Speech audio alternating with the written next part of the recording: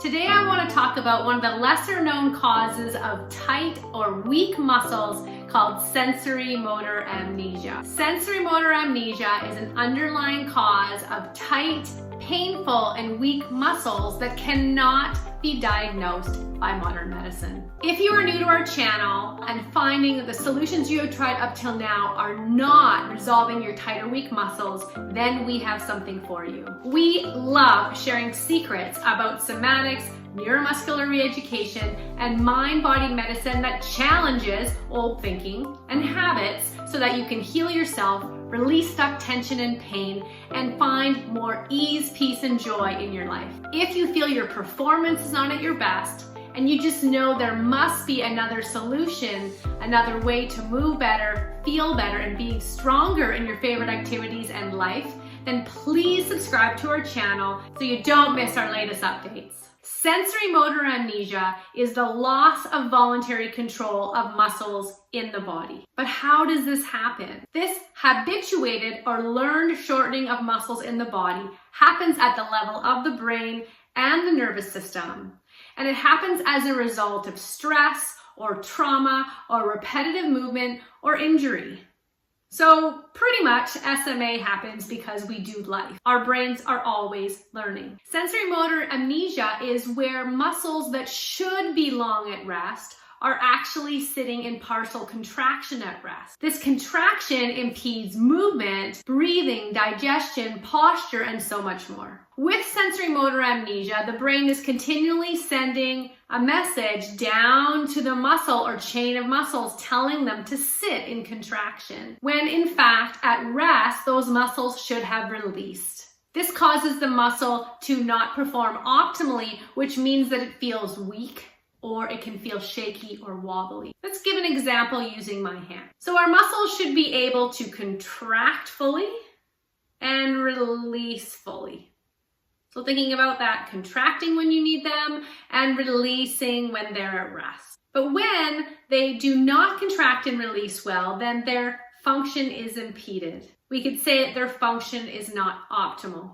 With sensory motor amnesia, a muscle sits at some level of contraction at rest. So imagine this here. Imagine my hand representing that muscle that's sitting at, let's say, 20% contraction. So when you go to use the muscle, you're only able to contract a portion of the muscle because a portion of it is already sitting short and tight. This means that you do not have full access to the potential strength of the muscle because it's already sitting habituated, tight, and short. So this pattern of sensory motor amnesia becomes learned, becomes automatic, and it becomes involuntary. Essentially, we do not become aware that it's happening. So habituated patterns or sensory motor amnesia is kind of like a software program running behind the scenes. It's sort of happening behind our awareness. Sensory motor amnesia causes fatigue, it causes imbalances, wear and tear on joints, and so much more. Sensory motor amnesia is the culprit of a suite of commonly diagnosed medical conditions, including low back pain, hip pain, lordosis, which is that prominent lower back arch, which leads to disc compression, bulge disc. We have shortened leg length presentation. So that's another example of sensory motor amnesia where the muscles of the side, the waist of the body are sitting really short and tight. Sensory motor amnesia affects our breathing. It can inhibit our diaphragm and our breathing muscles. It can cause pelvic floor pain and so much more. One more thing about sensory motor amnesia I think I alluded to is that it sits here at the hind brain. So the cortex, the forebrain, your learning brain, really isn't aware that you have sensory motor amnesia. It's happening below our level of awareness. And so that's how we get stuck. We lose sensory awareness and voluntary control over our muscles. So what's the solution? We have to use the cortex or the forebrain to regain control, and we do it using the somatic technique of pendiculation. Pendiculation is a conscious practice involving 3 steps. It's really a brain retraining practice. So step number 1 is a conscious contraction. Step number 2 is conscious lengthening, nice and slow. And step number 3 is conscious rest. What this essentially means is that to be successful with pendiculation, you must have your brain's full attention on sensing and feeling the contraction, the slow release, and then keeping your brain's attention there while at rest to sense and feel what has changed. How do you feel those muscles have lengthened, or what is the difference in their quality? By repeating this technique of pendiculation over and over, you teach your muscles how to release so that they can restore their functional resting length. And what happens then is you free up habituated patterns in the body, regaining posture, ease, and mobility. So let's solidify this learning one more time using my hand as a visual. Let's just say this time that you have sensory motor amnesia in a muscle that is, say, contracted about 30%, okay?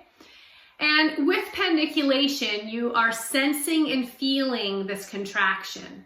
So let's use the movement of arch and flatten as an example. As you contract your back into an arch, the back muscles contract a little more than 30%.